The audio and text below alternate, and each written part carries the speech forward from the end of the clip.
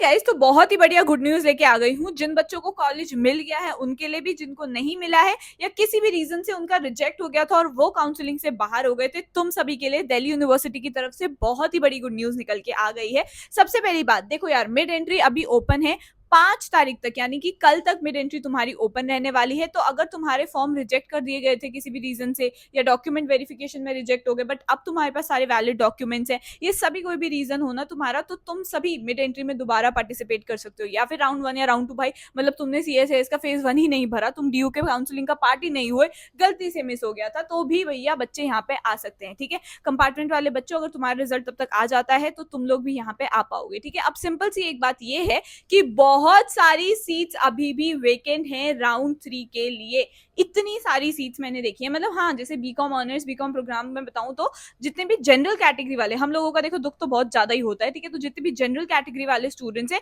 तुम्हारे लिए तो 0 सीट्स दिखा रहे हैं मुझे मेजोरिटी ऑफ कोर्सेज में। ठीक है, एंड मतलब मैं स्पेसिफिकली बताऊं तो इवनिंग और गर्ल्स कॉलेजेस में फिर भी जनरल की सीट्स हैं, but OBC NCL EWS SC ST तुम लोगों की बहुत सारी सीट्स अभी भी बची है। ठीक है, तो अगर तुम किसी कैटेगरी से बिलोंग करते हो, जस्ट गो फॉर इट, बहुत सारे चांसेस अभी भी हैं तुम्हारे पास। ठीक है, तो डीयू ने अपना वेकेंट सीट्स का मैट्रिक्स निकाल दिया था। ठीक है, और उसमें जब मैंने एनालाइज करा ना, तो साइंस वाले स्टूडेंट्स के लिए सबसे ज्यादा सीट्स पेंडिंग है, वो भी टॉप कॉलेजेस में। जैसे फॉर एग्जांपल हंसराज में फिजिक्स ऑनर्स जूलॉजी ऑनर्स, इसकी इतनी सारी सीट्स बची हैं, जनरल कैटेगरी की भी बाकी कैटेगरीज की भी। ठीक है, अपार्ट फ्रॉम दैट भाई यहाँ पे हिस्ट्री ऑनर्स, हंसराज का हिस्ट्री ऑनर्स टॉप नॉच होता है, उसमें भी मुझे सीट्स अभी वेकेंट दिख रही हैं। ठीक है, तो भाई तुम लोग जाओ देखो कौन कौन से कॉलेजेस में सीट्स वेकेंट है, तो तुम्हारे चांसेस हैं राउंड 3 में। अब उस कॉलेज में अगर सीट फालतू पड़ी हुई है, खाली पड़ी हुई है, तो राउंड 3 में तुम लोगों को ही तो मिलेगी ना। ठीक है, इससे घबराओ नहीं। मिड एंट्री का एक थोड़ा सा बच्चों का रहता है, दीदी कट ऑफ का क्या सीन है, देखो राउंड 2 में तो नीचे होती है, बट कट ऑफ का 3 में क्या सीन रहेगा। देखो मिड एंट्री में बच्चे आएंगे जिनकी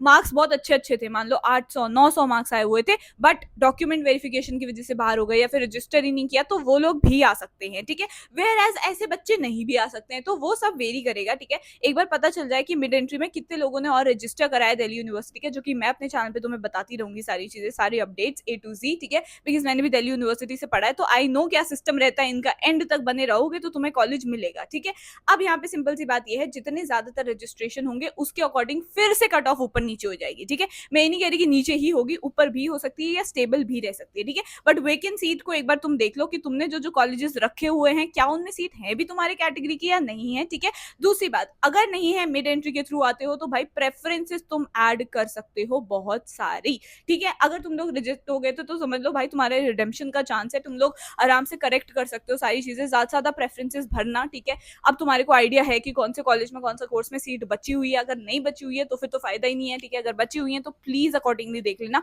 प्रेफरेंसेस बड़ी बनाओ ताकि तुम्हें एटलीस्ट एक कॉलेज डीयू में मिल जाए। ठीक है, सिंपल सी यही बात है। बाकी हमारे राउंड 3 का रिजल्ट जैसे आ जाएगा, उसके साथ साथ ईसीए स्पोर्ट्स कोटा इन सभी के रिजल्ट भी आने वाले हैं। ठीक है, तो काफी सारे बच्चे वहां भी जाएंगे, तो फिर से सीट्स वेकेंट हो जाती हैं। ठीक है, इसीलिए फिर स्पॉट राउंड वगैरह निकालता है डीयू, तो अभी तुम्हें घबराने की जरूरत नहीं है। थोड़ा सा टाइम लगेगा, तुम शायद थोड़ा सा लेट पहुंचोगे कॉलेज, थोड़े से तुम्हारे पढ़ाई मिस हो सकता है स्टार्टिंग के टाइम पे, क्योंकि अब स्कूल तो है नहीं कि ओरिएंटेशन में हो हाय हेलो हो रहा है, एक एक का नाम पूछा जा रहा है, ऐसा कुछ नहीं होता। कॉलेज में सीधा पढ़ाई शुरू हो जाती है फ्रॉम डे 1 और डे 2। ठीक है, तो ये चीज होती है, तो थोड़ा सा तुम पीछे हो जाओगे, बट अदरवाइज तुम भाई कोई नहीं पढ़ता कॉलेज में, जेन्युइनली बता रही हूँ, एंड के एक हफ्ते में ही पढ़ते हैं सब जाने। ठीक है, तो घबराने की जरूरत नहीं है, जस्ट स्टे काम। एंड काफी सारे बच्चे बोल रहे थे विड्रॉ का ऑप्शन नहीं आ रहा है, ये है वो है, तो उसका भी वेट करो। ठीक है, हो सकता है नेक्स्ट राउंड में तुम्हारे को दोबारा से दिखाई दे, जैसा भी सीन रहेगा पूरा मैं अपने चैनल पे बताती रहूंगी। But all the way best, do let me know in the comments अगर तुम्हें कॉलेज मिल गया है, नहीं मिला है तो तुम्हारे कितने मार्क्स आए हैं, ताकि मैं तुम्हें गाइड कर सकूँ। ठीक है, all the way best, kindly like this video, subscribe to my channel, comment down below something cute and I will see you in the next video. Bye.